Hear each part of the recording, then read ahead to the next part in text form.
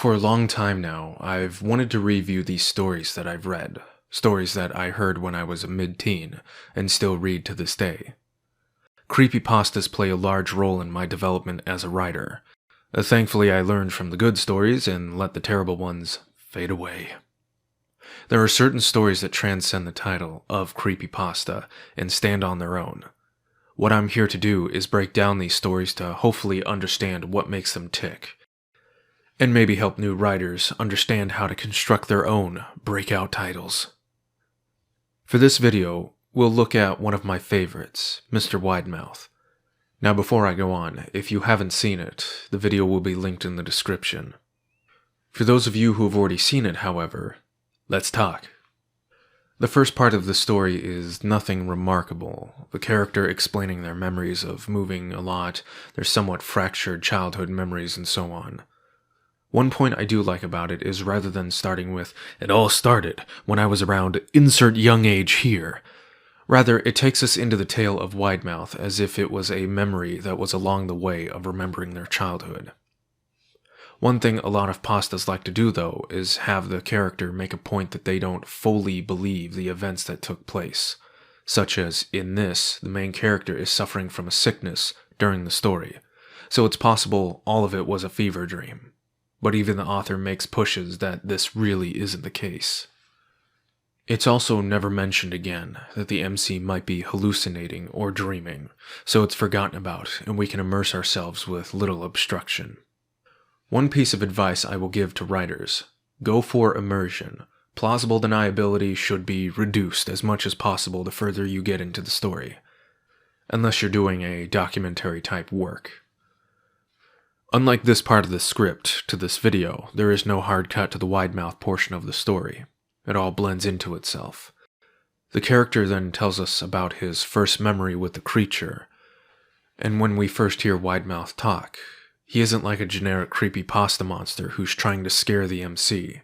Rather, he's just eccentric in his wordage to a degree. Now, the next Widemouth encounter is when we get the idea that the MC is technically in danger, as Mr. Widemouth wants him to jump from the second-story window of their house, because there's an invisible trampoline on the ground. Of course, the MC's logic prevails, and he declines the offer. Despite the situation, you don't get the sense that Widemouth is some great evil trying to kill the MC at any moment possible. Rather, it seems more like he doesn't understand that he's capable of physical feats that humans, at least children, are not. Once the main character declines the offer strong enough, Widemouth backs down and things return to normal. The next instance is that Widemouth brings a box of knives into the main character's room, wanting him to juggle them. The main character is startled by this suggestion and declines Widemouth's request. Once again, despite the dangerous nature of this encounter, you never feel Widemouth is going to actually harm the main character. After this, however, the MC is now skeptical of Widemouth and beginning to have suspicions about him. At this point in the story, the main character has recovered from his illness mostly. He's allowed to go outside, where he meets Mr. Widemouth, who wants to show him something. The main character is rightfully skeptical, to which Widemouth assures him it's safe. The creature shows him the entrance of a deer path behind their house, telling the MC that he's taken many children down this path, and one day he hopes to do the same with the main character. In this part, we see that Mr. Widemouth is capable of understanding the main character's concerns, given his past actions, which helps put our thoughts about him at ease, for now. The main character's parents have finally packed up the last of the things that was started at the beginning of this story, and the MC is in the moving truck with his dad. As they're leaving the house, the main character sees the silhouette of Widemouth in his bedroom window, holding a knife. This is, of course, a large red flag, a kind of betrayal of the trust the reader had. We knew Widemouth was eccentric and might not be the safest thing to have around kids, but we also didn't think he was that dangerous. The last part of the story has the main character coming back to the house as an adult, the house having been burned down years prior to his return. After following the deer trail he was shown as a kid, he finds a cemetery at the end of it, one whose tombstones show many of the deceased were children when they died. Of course, this implies Widemouth was responsible for killing many of the children buried there. So why do I like this story as much as I do? It defies typical creepypasta monster stories. Rather than the MC being haunted or followed by a barely described monster trying to kill him, he interacts with a creature we get a plausible description of. Mr. Widemouth never forces anything on the MC, and he never directly hurts him. The reader is on a 50-50 mindset. Sure, Widemouth is potentially dangerous, but he doesn't seem like he wants to hurt the main character. It almost plays on the common thing many parents do, where the suggestion of something dangerous, unrelated to them or their kids, still has them relate it to their children.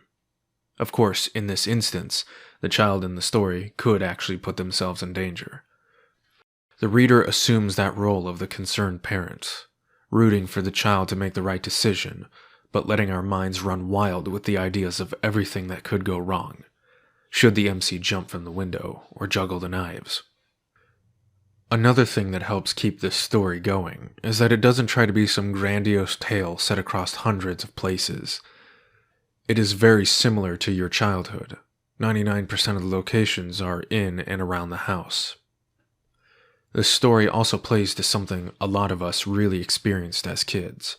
That one friend who liked to do dangerous things that made us uncomfortable. I certainly knew a few kids like that when I was young. The ending is by far my favorite, though. The adult main character returning to the scene of that strange set of memories, the semi-closure he and the reader gets when the cemetery is revealed. It plays on that feeling of nostalgia you get when you go back to an old childhood house, or play a game you haven't played since you were a kid. It also plays on that feeling of going back to a place that was mysterious and strange as a kid, but with an adult mind, things make more sense now. One of the lines that helps evoke this emotion, I felt Mr. Widemouth was gone, somehow tied to the house that was no longer here. That feeling of a place that used to have life in it, but is now empty.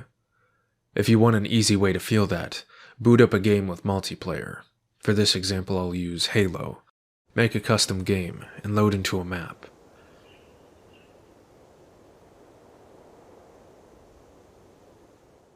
Usually it's full of other players running around and filling the air with gunshots. But right now, it's empty. Only the artificial wind to fill the silence.